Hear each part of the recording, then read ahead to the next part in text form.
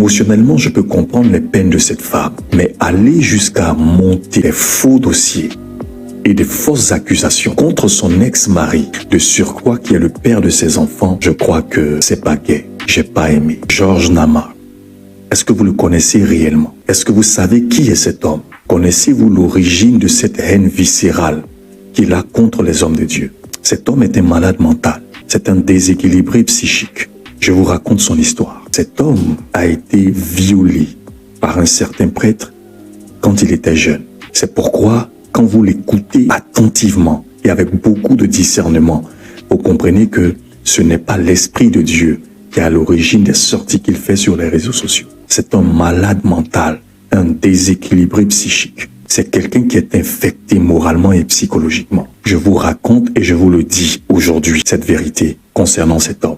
Sa mission est claire et précise. Il faut semer le doute dans le cœur des chrétiens. Il faut emmener les chrétiens à douter de leur berger. Il faut douter des prophètes. Il faut douter des évêques. Il faut douter des archevêques. Il faut douter des pasteurs. Il faut douter de tout. S'aimer le doute.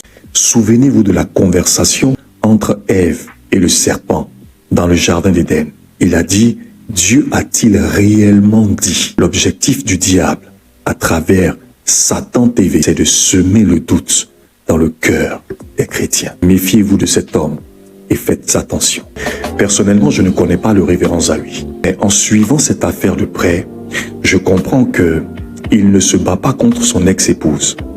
Cette femme est manipulée par d'autres pasteurs qui en veulent à Zawi. Et bientôt, vous allez voir sur les réseaux sociaux le vrai visage de ces personnes apparaître. Vous allez comprendre qui est caché derrière toute cette affaire. Parce qu'à un moment donné, ils seront obligés de sortir des ténèbres. Ce sont eux, la véritable mafia religieuse en Côte d'Ivoire.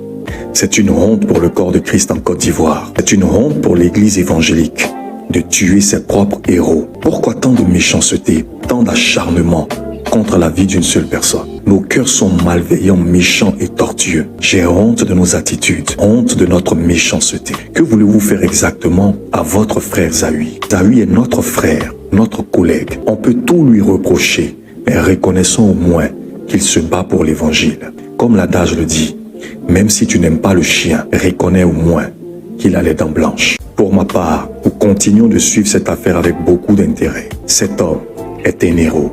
Ne le tuons pas. Apportons-lui notre soutien et prions pour lui. C'est ce que le Seigneur attend de nous. Que Dieu vous bénisse et merci pour la qualité de votre écoute. Force et courage au révérend Zawi. Shalom.